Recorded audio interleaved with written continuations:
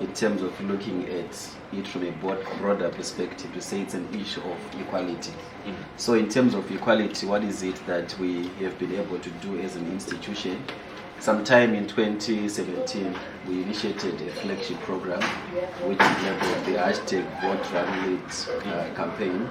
And what it essentially does is to encourage young women and women to participate in electoral processes as voters, but also to even run for public office as candidates. And when elected, to provide that leadership, where you then say you need to be at the table where these issues are discussed. So as we progressed by that very same program, we realized that there was the need to align our country's laws to the Constitution.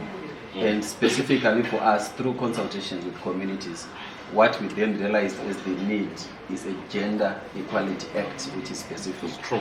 And the import of this Gender Equality Act is to bring to life or to operationalize, number one, Section 3 of the country's constitution founds Zimbabwe on a basis of gender equality. When we go to Section 17 of the Constitution, it's speaking about gender balance in all government institutions and at each and every level. When we go again to Section 56 we spoke about, it then actually speaks about equality and non-discrimination. And for us, Section 80 then further says, any custom, act, practice which violates the rights of women and girls is void to the extent to which it does so. So through those conversations and engagements, in 2022 we came up with a model gender equality bill. It now aligns to what you're actually speaking to say. Even in this issue, we need to propose to say this is the alternative. We proposed a model gender equality bill which was well accepted by the Ministry of Women Affairs, Community, Small and Medium Enterprises Development, to an extent that it was actually presented before the executive in cabinet. And then there were arguments at that stage to say, we understand Malawi has done so and stuff.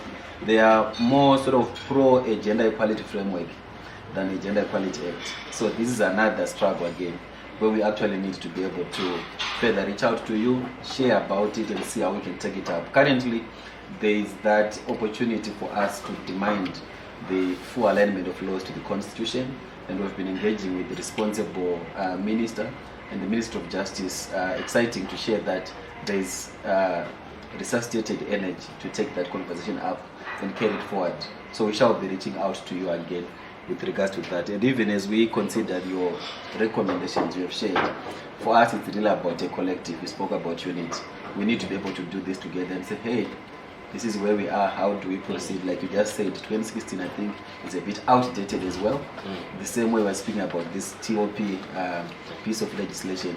So we'll be able to put some efforts to ensure that there is another recent study research which then informs even the model bill we'll put before Parliament.